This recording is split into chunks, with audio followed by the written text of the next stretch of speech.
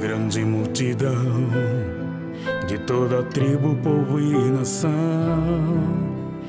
tão numerosa que ninguém podia contar.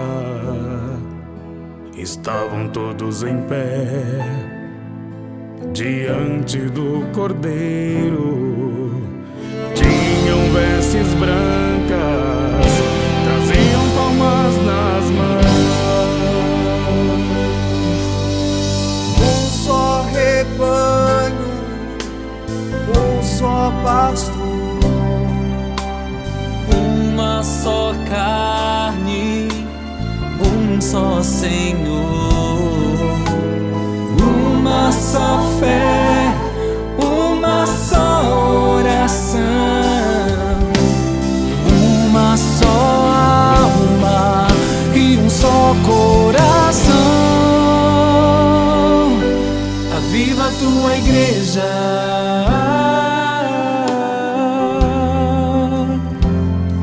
aviva a tua igreja.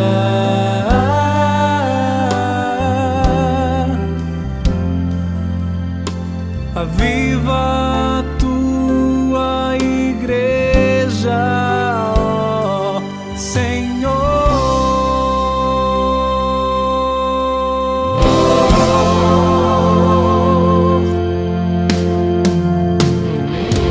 Um só rebanho, um só pastor, uma só carne, um só Senhor,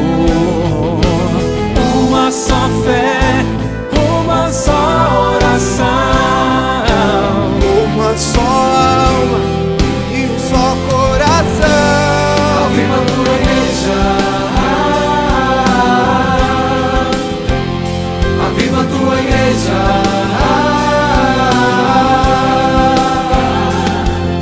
aviva a tua igreja, ó Senhor.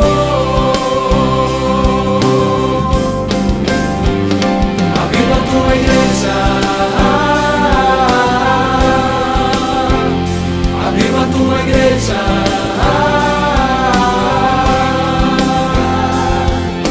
aviva a tua igreja, ó Senhor.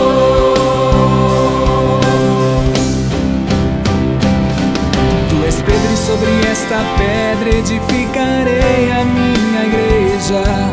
Levanta tua destra e farei por ti proezas. Não foi a carne, não foi o sangue, nem mãos humanas que te criou.